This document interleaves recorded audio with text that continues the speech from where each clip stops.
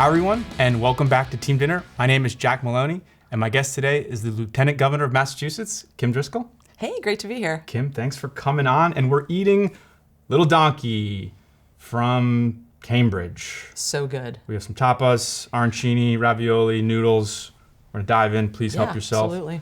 And we will we'll start chit-chatting. I love it. Take these. It smells amazing. It does smell amazing. All right, so while you help yourself to that, I will start you off with the question which I start everybody off with, Right. which is, what is the best meal you've had recently? So you can go back 12 months, but what's the best thing you've had recently? You know, over the last 12 months, we've probably gone out to eat more than we should have. Yeah. Busy job, Yeah. like to cook, don't always have time.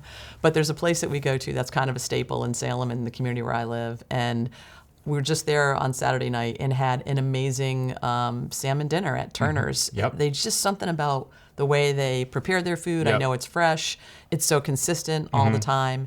And this one has like this Korean barbecue with jasmine rice and just the right amount of vegetables that aren't overpowering. Yep. But I want it right now. Again, Yeah, talking about it. It's one of those meals. And the staff is wonderful, and it's in this historic building. Yep. First long-distance phone call made in America at Yep. the Lyceum. And so that's probably in the last year. I mean, I've probably had that meal a couple of times in the last year. But it's a good one. I love that. I like Turner's. I think Turner's is like, hospitality is on point, right? They just they do a lot of things really well outside of the food. Agreed. Which I appreciate. There's one, they have the other one in Melrose, which is a little bit closer to me. That one is, I think the Salem one is special. Both historic buildings. Yep. Like at Christmas, they decorate the place. It just awesome. feels like where you want to be. Yep. And like I said, consistent staff. The owners are wonderful. So Yep. yeah, good Great. spot. Good choice. That's the first Turner's reference on the show. So All right. shout out Turner's. Cool. All right. And now, if we can, I'd love to jump back in time. Because I always, the show is Massachusetts based, right? That's what we're here for. It's everything kind of runs around the state as much as possible. But I always get a kick out of talking to people who weren't born here, but made their home here, if we can. So if we can kind of talk about, you arriving in Salem and what was it? I know you moved around a lot as a child. Yep. What was it about Salem and this place that you, and I don't know if it was instant or over time, but what was it about this place from someone who not from here originally that felt so special? You grew up here, right? Yes. So I think I didn't have the good fortune to grow up here, but I'm smart enough to know this is definitely the place I want to raise my family. Yep. I'm a Navy brat, so I was born in Hawaii, lived in lots of different communities as my dad was deployed. Newport, Rhode Island, we were in Maryland, and went to high school in Florida, and came to Massachusetts like so many people to go to college. And at Salem State, and then lived in Salem and just fell in love with this amazing community. Yeah. Small, historic, lots of different languages, lots of different cultures, only 8 square miles. Yep.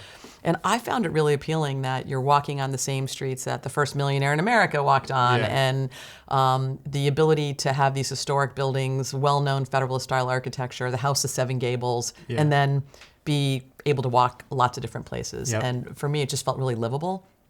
When you can pick your hometown, it was a great place, and I still live there. I feel like I just sleep there now, because I'm around to a lot of different communities. But there's something special about Salem for sure. Yeah. And so then, did you know as you were getting into politics? I know you had worked in some other communities. Was the goal always to get back to Salem? Was that kind of the thought process? I'd always lived in Salem, so I went there for school, fell in love with the community, fell in love with my husband. We were going to raise our family there. I worked in a lot of different communities in local government. I was doing planning. I was a lawyer. I worked in Chelsea as they came out of receivership. Real formative time. But I always lived in Salem, and I loved it. And never thought I'd be in politics. But loved the city enough and felt like I had something I could give back to really help it grow. And ran for office as an unknown, and thankfully won. And stayed there for 17 years. Yeah. And now I'm fortunate enough to serve alongside Maura as lieutenant governor, and really trying to take those learnings from local government and apply it at the state level. Yeah, I saw a quote from you which was, once a mayor, always a mayor. Definitely. And I'd love to just expand upon that a little bit. And what does that mean to you, and how are you using that in your current role? You know, I think when you're mayor, there's no hiding. Like, you make decisions every day. You're going to see the constituents impacted by it Right. at the grocery store, at the youth soccer sidelines, you know, in mass after, you know, at church, at mass, wherever it might be. So I think it makes you a better listener. Yeah. I think it drives like decision making and accountability because you've just got to deliver for people. Yeah. It's the closest form of democracy like we Yeah. have. You might be upset with something going on in Washington or not like something happening at the State House, but if something's going on in your community, like you're coming down to City Hall, and, you know, you're going to make hell about it. And I think it leads to just a better form of governing. It's nonpartisan. It's not Republican or Democrat. There's no blue or red way to fix a pothole or pick up trash, right? And so for me, it's a really good reminder that decisions we make in the State House impact somebody on a main street or chairing their school committee or have an impact on, you know, what's happening in a community far beyond you might realize unless you had that local government experience. Yeah. So I say once a mayor, always a mayor. That's the lens I look at, like who's going to be impacted by this decision? Are we being accountable to the people who are relying on us to do good work?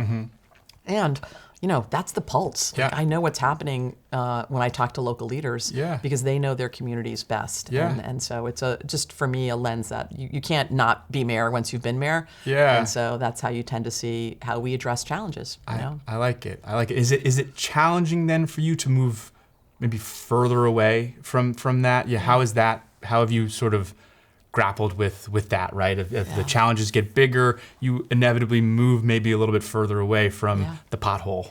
Yeah, it's a great question because I do think local government is that branch of government you rely on. Like who's educating your kids, who's addressing infrastructure, you know, in your community, your quality of life, who's driving that local economy. It's primarily what's happening at the local level. So when you're removed from that, it does feel like not instant gratification the way you might have when you're a mayor. You can see a problem and fix it. But I will say that influence, you know, there's these resources and how do we shape and uplift and empower what's happening locally. Yeah.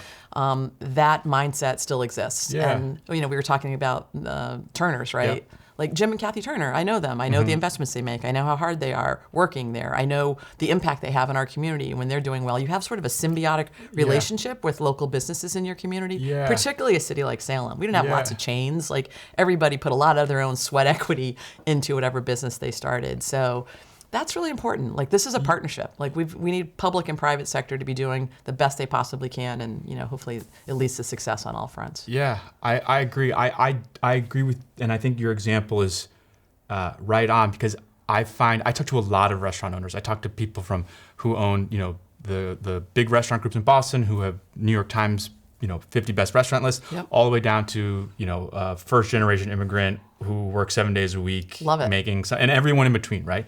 And you do see that those folks their problems are the same in a weird way, right? Like the costs are high for everybody, right?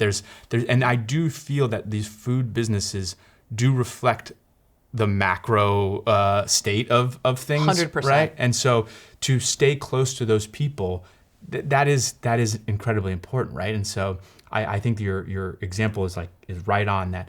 How Turner's is doing is a example of how everyone is doing in a way, right? Because they're doing well when people are going out, they're spending money, they're eating. I think that's right on. And for us in Salem, big tourism community, there was just a vibe. How's it going? How you know what do the numbers look like? How are people doing? Are people here but they're not shopping? We went through COVID together. I mean, there were hard times, and when you do that and you think of it as a collaboration, like we have a saying in Salem, at 7 a.m. the curtain goes up every morning. Like we've got to be ready. And if you live in a place where other people go to vacation, you get the benefit of some of that. Sometimes the impacts too, but a lot of it is, you know, how is this place that we're so lucky enough to live in, that we love, that as a mayor, you're really a steward. Somebody was there before you, somebody will be after. Like, how do we do our best to make sure we're continuing to innovate and do better? And we don't pick up trash the way we did 10 years ago or solve crimes the way we did. So how do you bring that with the idea that the private sector's along for the ride too, right? If we're not taking care of the infrastructure, it's not as pleasant of experience for people who live there or visit there. And so it's a real partnership. And I think that's the mindset both Maura and I bring to these roles, so that, okay, we're stewards. Somebody will be in the State House before us and after us. And how do we support what's happening on the ground, whether that's schools or small businesses or how we think about big infrastructure projects and things like that. So I love that. So what are some of the, you know, we're already, oh my God, almost in May. I almost said, hard to imagine. I was going to say we're in the beginning of the year, but we are, we're still in the first half of the year, let's say, right? Like, Yep. what are some of the things that you are, some of the challenges that you're eager to take on? We've talked around, about housing and infrastructure and small business and school and all that stuff. Like, what are some of the things that you are eager to continue to work on in 2026, let's say? Well, one of them for sure is housing. I think we've been focused on that from day one. It is a great state, and I think about when I came to Salem in the late 80s, what it cost to buy a home and what it does now. And, it's this hip, historic destination, and it's really unaffordable. We were a gateway city. We were the place that you could pour coffee or pour beer for a living and put a roof over your head very affordably.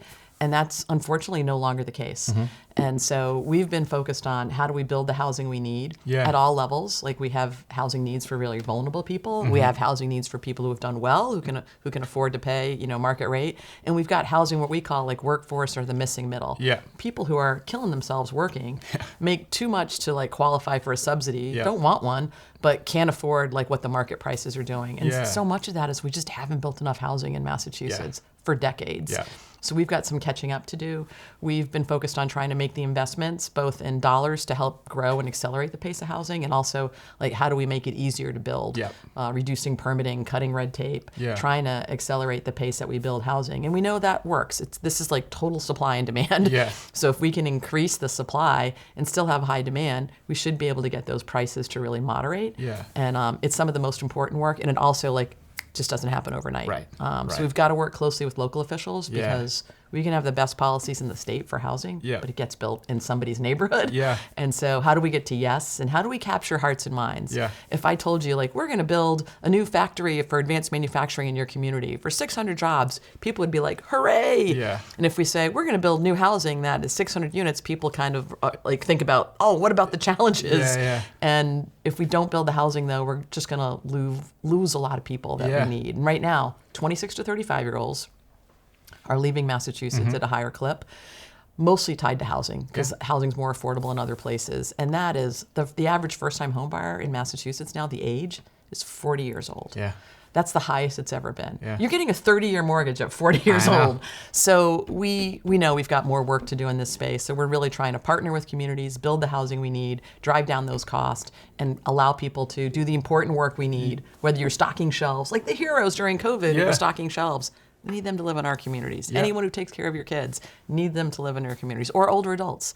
And right now, there's just really hard to fit the jobs that we need into the housing costs that we have. So we're not giving up. We're going to work hard on it. I saw someone say once that everyone is pro-housing when they're a renter, and then when they buy and they think it's going to impact the cost of their house, they all of a sudden are like, whoa, wait a second. I'm sure you see a lot of that with some towns. I know there's, some work. You mentioned some work to be done, right, on those folks. Is that I think people who were you are also almost losing allies, right, as they move through the system. It's fascinating because I think everyone acknowledges that housing and affordability is a real challenge. And then when you say, well, what should we do about it? It's scattershot. There's not like one silver bullet that's going to build the housing we need. And so really trying to identify with folks, when we say no to housing, that's a policy that means your grandkids may not be able to live near you, or the young adults who grew up in a community aren't going to be able to afford their own home there or even buy a home there. Or as you get older, like you need different housing when you're 70 than you might need when you're 30 or 40. And we don't have that type of housing unit. So a lot of people are in homes that are probably bigger than they need, but they don't really have a place to go. So we know what we need to do. It's really trying to get the intestinal fortitude to say your life is not going to change dramatically if there's new housing in your community. And I know it's tough. I know it's tough because we're in Cambridge right now. Cambridge is, I think, gone on one end, right, of trying to encourage growth and building. They definitely have. And then there's towns that we can remain nameless for today, but you read the news, right, that are making it a lot more challenging, right? It's like, Boston, Cambridge, Somerville cannot solve greater Boston's problems, right? We need everybody in on this. And like the good thing is there's different types of housing we need. So if you are a community that has a rural character, there's housing that we can build there too. And I think density can really be your friend. Like one of the things that really helped drive the strong economy in Salem was people being able to live downtown. It's a great walkable destination. It helps the restaurants really thrive. We've got the busiest train station in the MBTA system at Salem. Most riders, highest passenger counts. That fuels a lot of people coming into the community and also seeing Salem as a place they can live and still get around, you know, pretty easily.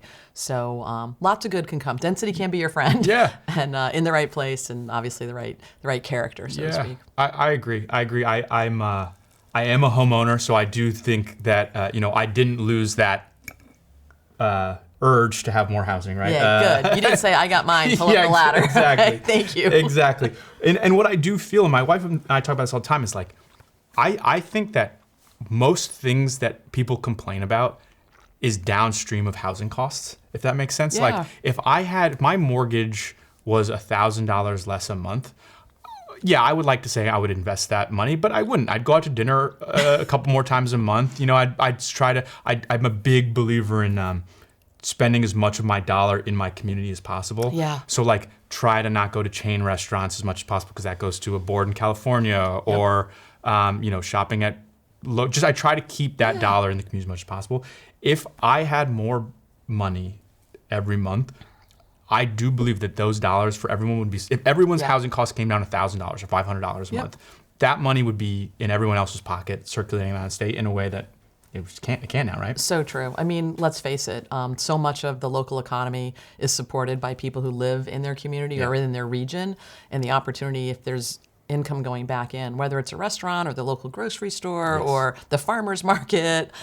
So many of the merchants we have downtown are all mom and pops, independents. They're giving folks their first job. They're donating to Little League. And those are the businesses you want to support. Like you know who they are, you know the individuals and the families, and I think there's nothing better than that. So if we can drive down housing cost, it certainly can help support the local economy. And when we're building housing, like there's a whole lot of labor and you know supplies that go into that, so that helps as well. So housing's a big one. I get it. I get it. Got to get to yes on that. I know. Sure. I know. Well, here's a question I just thought of, which is we've talked about housing and a couple other issues. If I gave you like a magic wand right now and said you get one thing immediately, what would that be? That's a hard one. I wish we had a magic wand. I mean, I still really believe that the most important work we do in government, particularly local government, is like educating the next generation. And so if I had a magic wand, I would really want to think about how we ensure like every third grader's reading on track in the third grade level, that we're having amazing experiences for high school kids that really connect them to what they want to do later, opening up doors and opportunities. You know, we're coming from a good place. Massachusetts has the #1 public schools in the country, but it's not #1 for all. So we've got some unevenness there. And I think high school kids in particular, we're in the throes of right now creating a whole new high school graduation standard. I mean, everybody went to high school, so they have this experience in their mind. Our young adults right now are telling us, like, high school very much looks like it did when my grandparents went to high school. 7 classes, you sign up for this, maybe you're on this track or that track. And they're learning differently. You don't have to memorize the periodic table. Like, you can look that up on your phone. So what does it mean to be a high school graduate? How do we make sure it's uniform across the state, so no matter what your zip code, you're getting a quality experience? And they're certainly telling us, like, what do I learn in school? How does that connect to what I want to do later in life? What's a career-connected opportunity? How do I open my opportunities through this experience as opposed to it feeling like a chore or something I have to get through? So we're really focused on that. And if I had one magic wand, it would be like, that matters so much, our ability to make sure our youngest learners have what they need, from early childcare to those really critical, like third grade reading is like pivotal to future success. And how we think about high school right now. I have my youngest is about to graduate from college, so certainly been through the high school experience through my own eyes and through that of a parent. And I think we can do better. I think we can better serve young adults in Massachusetts at this incredible inflection point. You know, AI, technology.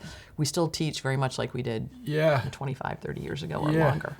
That is, I love that answer. That's interesting. And I guess, like, how do you even, my brain goes like, how do you even fix this? Like, who knows what the world's gonna look like in 2 years with this stuff? So it's like, is part of it just like making kids like incredibly adaptable, right, to an unknown future? Critical thinking. Critical. Adaptability, empathy, compassion, curiosity. Those are some of the principles you hope to, you know, foster. Of course, you need academic rigor. Like we still need to understand math and literacy skills. But I think there's opportunities for us to better serve kids. Think about the range of ways that students learn, what motivates students to do better. Right. And so as we think about this new high school graduation standard, folks have said, like, financial literacy. Like, Yes. people need more opportunity to understand how dollars and cents connect to decision making. Folks have talked about capstone projects, like what somebody is really passionate about. They'll go deep and get like a mastery and opportunity to really showcase that. You're not going to see that on a test. Right. And then how do we think about some level of rigor so that we're heading into an innovation economy? Yep. How do we make sure, we're putting students in the best position to be successful, which is what you want of your own kids. It's certainly what you want as someone who works in education. Yeah, right? that is. I like that. That's no easy feat, but it isn't. But it's like the work worth doing. Yes. Yes. As we think about what comes next and all those answers that we don't know. Who knew you'd have a job making apps like 15 years ago, 20 years ago? Right. And so we got to prepare them for whatever might be happening. Yeah, and I think there's increasingly, I have friends in all number of industries, right? And like there is an increasing expectation that you be able to use AI to do your job a little bit better, right? And so it's like there's a literacy there that maybe these kids will have it innately because they are growing up in that world. I don't know. Yep. But I do think the important thing too is that what you're talking about is like the critical thinking, right? Because if you rely on AI to make your decisions, what your brain is just going to be applesauce, just letting AI kind of do whatever you want. But if you know how to use it as a tool, then it's like that's how I think you win for sure in the future. And ability to work with others. I don't know. So much of the employers that I talk to, like we want people who I'm going to train and are adaptable. Like we're going to have our company values or our culture, or we're making widgets, or we're designing something that needs to be engineered. I also need people to work as a team. If you're practicing medicine, you're not in a room by yourself, and you have to be able to work with other folks, know how to collaborate, be self-reflective. I think those are skill sets that you develop, many years. I think our young adults are so much more self-aware about who they are, what their strengths might be, how they're able to use their voice. So it's a real exciting time as we think about what does it mean to be a high school graduate in Massachusetts, and how do we ensure that the students who are graduating from a Massachusetts high school with a degree have something that's meaningfully going to serve them, for whatever they do next. We've got plenty of kids who are in trades, who are, thinking about college maybe not being an option for them, but they still need to have a credential or a skill set that can earn them a good living. So it's exciting. I like it. Yeah. Very good. Good stuff. All right. Enough business. All right. Let's get into some food stuff. All right. So this first question is one that we ask everyone here, which is we'll call it last night on Earth. So the world is ending tomorrow.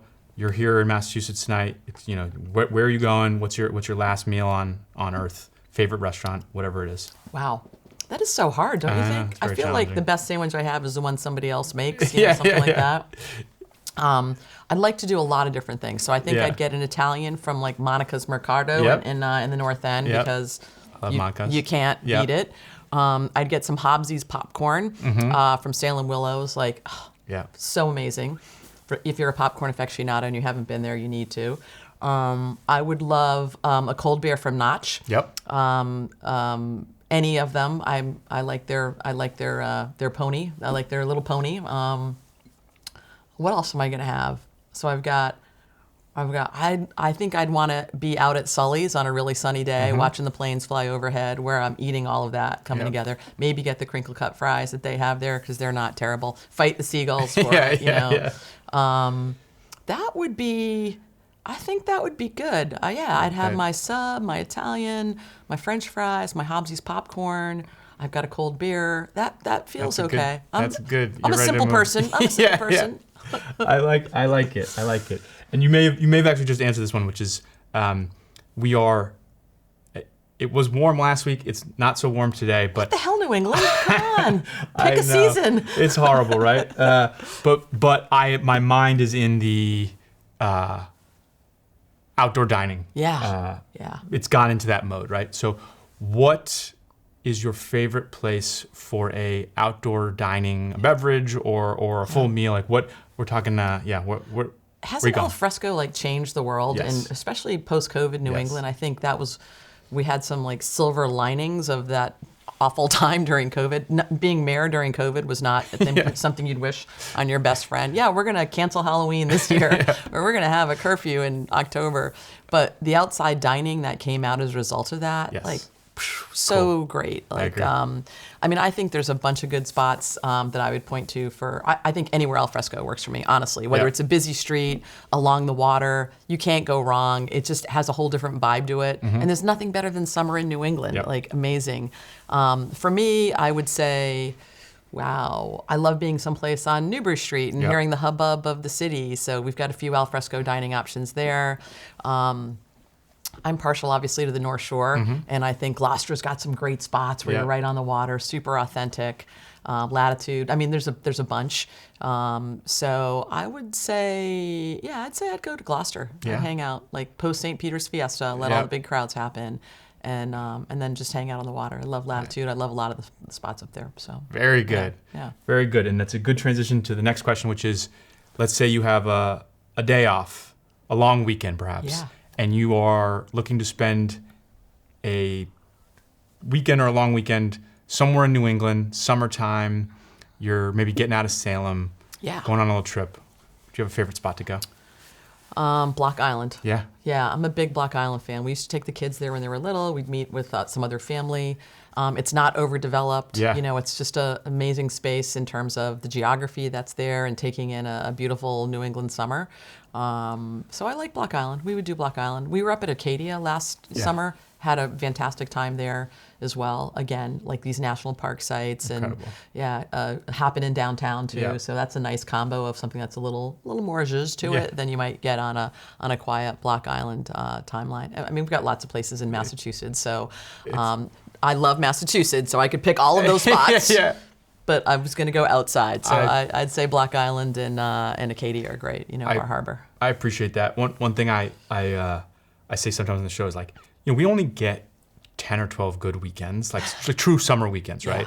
You couldn't go to every place in New England if you wanted to, right? You have you could go. I mean, Massachusetts, you could go to the Berkshires, you go to the South Shore, the North Shore, Cape Cod, Nantucket, Martha's Vineyard. Like you couldn't. And then that's just one state, right? That's half your weekends basically right there, right? You can't do it all. So I appreciate you. I mean, I think the 413, I think Western Mass, like folks in the eastern part of the state have not fully untapped the potential in Western Mass. It is amazing. I agree. You've got the Berkshires, you've got the Greenfield area in Franklin County, which we were just talking, like they're like the Yellowstone of Massachusetts. Yeah. You've got whitewater rafting and hiking and trails and biking, and we've got to do a better job, I think, as a state, really showcasing what that region has to offer. I was just there for 413 Day, and we were fly fishing, and we were meeting with a whole lot of the folks who do like ecotourism opportunities, and it's fascinating. And when you go to the Berkshires, there's like all these Yankees caps there. Yeah. I'm like, what the hell, New York? Come on, get some Red Sox caps in here to balance that out a little. I know. We got to get there. And I'm like, the North Shore is just as guilty as heading north to Maine or New Hampshire, but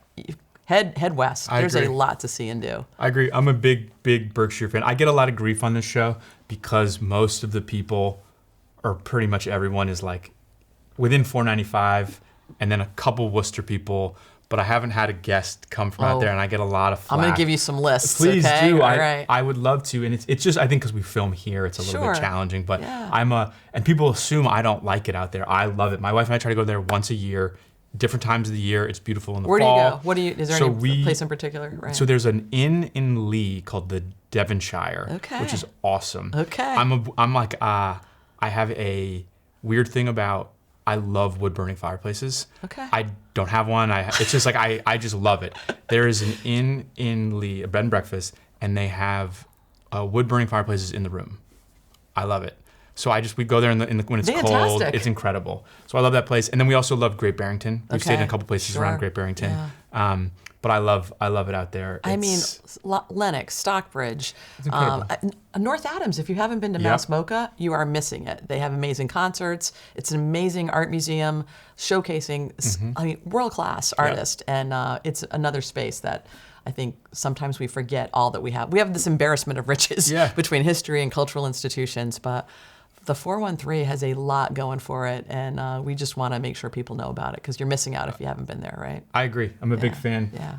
And it's like 2 hours. I know. It's not even that far. I know. I was just looking up going to Springfield. You can get to Springfield from my house in less than an hour and a half. You got the Basketball Hall of Fame. Yeah. They have these museum campuses downtown, especially for people who have families, really catering. You've got the Dr. Seuss Museum. You've got amazing things that you could actually spend more than like one day. This is like multiple days of opportunities. So I just think there's something for everyone out there, and we've got to make sure people know about it. I agree. I like Springfield. Yeah. Okay. This is great. Great answers so far. We're going to keep moving, which is the next question is, you have a friend visiting for one night and you want to take them out, show them something maybe unique to here or to anywhere, but like where you have one night to show someone something fun, where are you taking them? Wow. I mean, we'd love to take them to Fenway, like taking a game. C's are playing. That would be great. I love comedy, and I love like the Improv Asylum. Yeah. I'm a big fan. Yeah. So there's nothing like a North End night. You know, find a great spot for dinner. Tons of them. I'm partial to limoncello, but there's a bunch. And then a nice Improv Asylum. And depending upon how risque they are, like they have a really not PG friendly show after 11 o'clock. Yeah. So that would be a fun night. You know, depending on who's in town.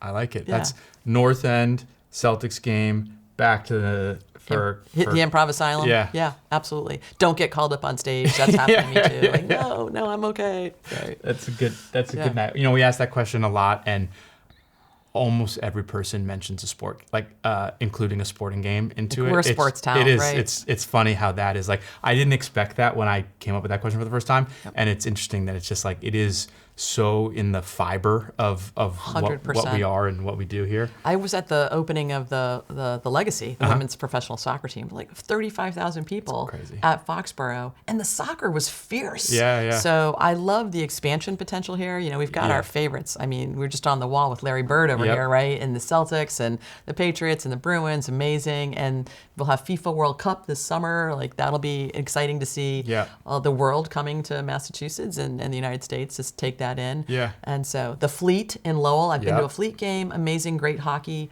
So there's like room in our heart to grow more championship teams here, which I really love. I agree. Does the pending World Cup, is that something you're excited about? Is that giving you any anxiety? Both. Yeah. Like both things can be true. Yeah. Right. Yeah. Excited to like have this worldwide sport come to Massachusetts and be able to showcase the love of soccer here, because I think we respect the game, you know, and so I think that'll be great. And then it's, you know, managing people, having managed Halloween for 17 years, and when you have that many people in town, like there's always a little bit of nervousness around, you know, are folks going to follow the rules, and how do we make sure the logistics and the transportation and the safety are all up to snuff? And folks are working hard on that. So more excited than nervous, but I think we've got tall ships, we've got the 250th anniversary of our country's founding. So this is going to be a banger of a summer. And so we're pumped about that. I like it. I'm excited. I'm not going to go to the World Cup, but I'm excited to. You can go to Fan Fest. Where is that? That's going to be at City Hall Plaza, and so it'll be free. So when you host a World Cup, you also have these fan fests, and they do fan walks. I mean, it's a whole culture that I think we're not used to. Right. And so we just announced the location. It'll be in City Hall Plaza. This will be a big watch party. So think lots of big screens, entertainment in between. You know, nothing better than cheering on a team if you can't be at the game, but being with other fans. And so it'll have an opportunity, family friendly, but also, you know, wear your colors, you know, ready to go. Very good. Yeah. I like it. Should be good. I like it. Cool. All right. Couple more. Again, you're doing a great job. All right. So much so that we're going to have to answer everyone, because sometimes I skip over things, but these are too good. So this is a question that I like, that, you know, we talk a lot here about, like, you know, seafood and Italian food and roast beef on the North Shore. Like, but I think there's a lot of food that's done really well here that maybe doesn't get the credit it deserves. Do you think that there's a type of food here that is done really well that maybe flies under the radar? Yeah, I think we don't talk about like Mediterranean or Turkish food, like soma, like so good, a whole different style. And you're seeing more of them cropping up. Yep. We've got an amazing Indian restaurant in Salem. Big fan of that. And I think about, like, I don't know that my kids would have been exposed to Indian food had we not had that restaurant close by. And, you know, now they're addicted to chicken tikka masala. Yeah. So the opportunity to have this, you know, diverse experience, I think is really good. So for me, I think Mediterranean, it just feels so healthy. It's a lot of fresh ingredients. And it exposes like 5 different types of bread that you would never have had you not, you know, gone to a place like Somewhere. And there's many others. I'm just mentioning them because that's one of my faves. I agree. You know, it's funny. When I grew up, and still to this day, but a lot of Greek immigrants worked at pizza places. Okay. And around my house, it was all Greek-run pizza places. So most of the time, you're just getting pizzas, subs, whatever it is. Sure. But they always had like really good like gyros on the. I'm glad you said gyros, not gyros. Yeah. Right? Yeah. And so like I grew up always like, oh, let's get a couple pizzas, and then my dad would like throw in a couple gyros too, right? Like, and so like I agree. There is this like, particularly again the places that I was eating as a kid was like there was like this like little Greek influence to it. I love it. So I agree. I think and I think a lot of those the quality is getting better, and there's competition, and like you know the tide is rising, which is 100%. Yeah, I mean we've got Saloniki downtown, not far from the State House. Yeah, big fan. Like very, very good. We had Eric Papachristos on the show, who's one of the owners of that group. Saloniki is incredible. Yeah, it's so great. We've got Greco around the corner too, so like, you know, competing but collaborating in terms of offerings that they have. They're fantastic. So yeah, it really is good. And Saloniki, for that to be like kind of like a casual, like a fast food, the quality is incredible. Really love that. Yeah. You know, when you want something that's fast and healthy, like that is definitely a go-to spot for us. The other thing I think is interesting, my mom is from the West Indies, born in Grenada, grew up in Trinidad. And so the food I ate as a child was so different. You know, we had rice at every meal. I remember being in middle school and going over to a friend's house and having dinner, and they had mashed potatoes. And I was like, do you know people have mashed potatoes not on Thanksgiving? Like you can do that? Because it just wasn't part of, you know, the culture that my mom, where she grew up. Lots of curry chicken, lots of stewed meats, you know, lots of pepper sauce, things like that. So being able to expose my kids to like lots of different meals and from different places has just been one exciting and fun, and I think like opened their palate. You know, my 9-year-old likes sushi. Like that would have never happened in my house. So it was great to see that. I agree. I grew up on the flip side, which was there was potatoes at every meal, and so like it wasn't until I like kind of got to high school and college where I was like, my friends would be like, let's have sushi. I'd be like, what is this thing? Exactly. So I had the flip side. So I'm a little bit of a late bloomer, but I love it. I got where you got there. Exactly. You got there. Exactly.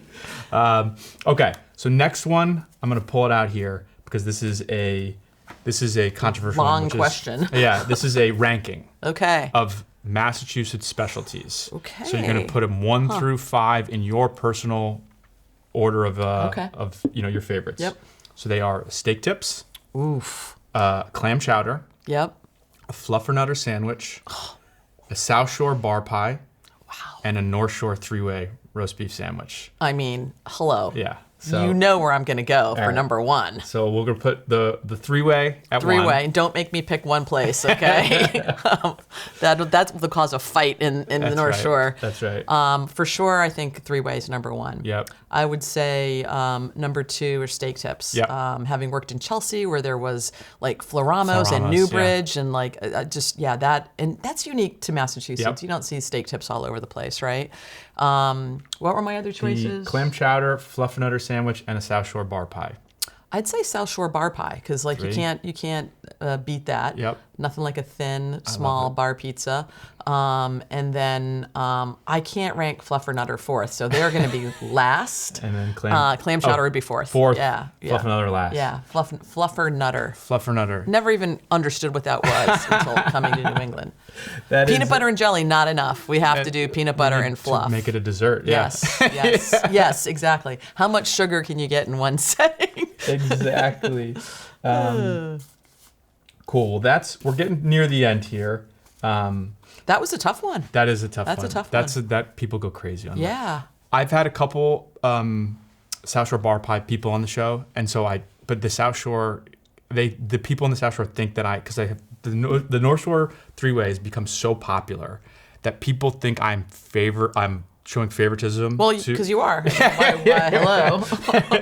So I appreciate you not. A lot of people put it at 5 just on principle as like a. Oh no, I'm not going to do that. I can celebrate both. Like come on up to the North Shore, enjoy a 3-way, and if you're having it any other way, we might forgive some of that, not a lot. And then let's go down to the South Shore and have like that sounds like a good day. It's a great day.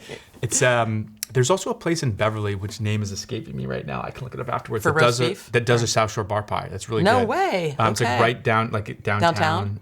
It's like a little bar. They've had a nice explosion of restaurants downtown. Lots of new growth there too, which is terrific. I mean, that's the great thing about the North Shore is that you can live in one place, work someplace else, eat someplace else, and feel like a lot of camaraderie between the communities. So. Yeah, it's very good. You're very blessed up there. You have a lot of options. So one question I wanted to ask, and we kind of touched on this already, but I'm just so curious, having been to Salem in October and just seeing like how a little busy. It's nuts, right? It is truly nuts. What are outside of maybe just crowd management? Like, what are some of the challenges that anyone who's been there sees how crazy it is, but like behind the scenes, like what are some of the challenges that you dealt with for all those years as sort of managing that chaos? Yeah, it's so interesting. So I became mayor in 2006. And Halloween was a big thing, and nobody really wants to own Halloween. If you think about it, it's not like it's one event. It's not a ticketed event that you go into that you advance and buy something. People just show up in costumes like adults. And then there are lots of attractions and things to do. And we certainly learned early on that somebody has to actually manage this. Like crowds are coming, we should tell people how to get here, what's happening when you're here. And then we should market like what is happening so folks can walk around so that we're not all just having folks on the Essex Street pedestrian mall. Like how do we get you to different venues in different places? And how do we make this family friendly? Like what are the rules? We don't want the end of the night to be something that's, not positive. So, and when do you have to go home? So we're like, we have to have an ending ceremony. And so we really, as a community, came together. We have a wonderful destination marketing organization, Destination Salem, and said, we're not doing anything, actually. People just show up here. So how do we tell them what the rules are, how to get here? How do we keep them safe? Let's position folks. How do we spread them out? And then what's the closing ceremony? So that was a big part of trying to manage Halloween. I will say October has now spilled into September. We call it Septober, Novober. Hotel rooms are filled all across the region. Halloween as a consumer spending holiday has grown. Like nobody used to really decorate their house and have parties and all the things that go along with Halloween now. So as that has grown, certainly interest in coming to Salem has grown, the number of events and venues, and people start planning for the big ball like the year before, right? And you leave the Hawthorne Hotel and you book your next, these are repeat customers who are totally into the creativity and really spend a lot of time making costumes and coming up, wanting to know what the theme is. And so I respect that people are totally into it. I remember my first October, I looked out, the city hall is right downtown, I looked out my window, the first day of October, and there's 3 guys walking down the sidewalk.